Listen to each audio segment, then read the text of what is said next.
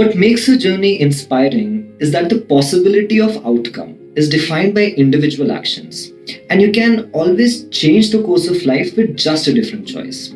My 12-year schooling began with 5 years to make it to lawn tennis nationals after 2 failed attempts, completing a 6-year diploma in Shastriya Sangeet to win Chhattisgarh Idol, and winning a couple of national debates. All of this culminating into me eventually failing class 12 physics. Laurels, titles, and medals hold no meaning in the real world because neither am I a playback singer nor a Roger Federer. Awareness of self reality is what it takes to look beyond your idea of success. I only understood this in retrospect when I couldn't pay my education loan through certificates and talent.